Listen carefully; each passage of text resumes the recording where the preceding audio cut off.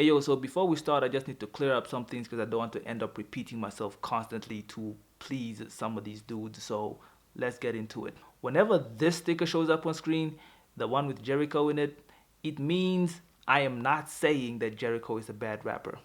And when this sticker comes up on screen, it means I am not saying that the Recovery album is a bad album.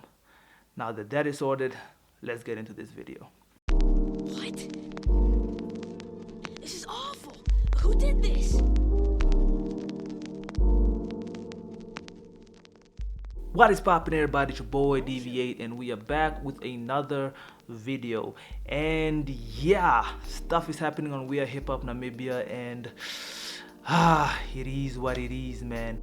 So Jericho just released his latest album, which is Recovery, and it seemed to have caused a bunch of fires within Namibian hip hop, both from people who are saying the album is bad, those who say that the album is good, and those people not liking the people who say the album is bad. It's just all over the place. Now, personally, I have not heard the album yet. I'm going to start listening to the album as soon as I'm done with this video. So a review is going to come out soon, hopefully by tomorrow.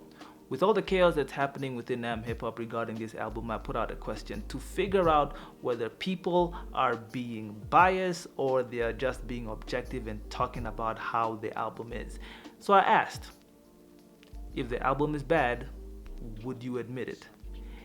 And yeah, there was several of responses from people thinking that I'm a hater, for some people who don't even know how to read a question. Oh my goodness.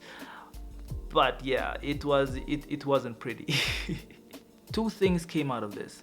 The first one is Namibian hip hop is very, very biased. Now, being biased is normal. It happens all the time. For example, when it comes to me, I think Ryan Reynolds and Will Smith are the best actors on earth, and they have never made a bad movie. Yes, this includes Wild Wild West, Green Lantern, R.I.P.D., and After Earth. I think they're all good movies. And if there's anybody else in those movies will be bad. So clearly you can see that I have a blind spot and I'm biased when it comes to those things. And it happens in music as well. There are certain artists that certain people believe that they are good no matter what.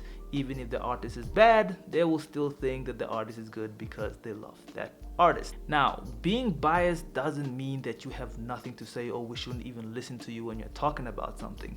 It just means that when you mention something, we need to take it with a grain of salt because you are a fan of that person. By the way, shout out to Jericho for having such a dedicated and strong fan base. I mean, I have not seen something like that since the days of Gaza versus... Those wars were crazy. I mean, there were fights. People nearly died on that thing. So shout out to Jericho. The second thing to come out of this are untouchable rappers. Now, I can only recognize 3 rappers that are untouchable within Namibian hip hop, which is Jericho, Cannibal, and the late Kitty Cat or Big Cat. Those 3 are what we would say untouchable. Untouchable basically means that you cannot say anything negative about this person. You cannot critique their music. You cannot say areas of their music where they need to improve and any of that. They are untouchable. And that is not good for Namibian hip hop, because if we're going to be biased and we're gonna have certain rappers that we can't critique, it means that the industry can't grow. And also, there's just this double standard that we're having. If an upcoming artist can be critiqued and be told that this part of your music is not good and you have to improve on it, then why is it that we can't say the same thing to a legend? We need to remove favoritism from Namibian hip hop. I'm sure you can have your favorite artist, but to actually treat one artist higher than another is something that should be done away with. So if you think that an upcoming artist has a bad album, we should be able to say that.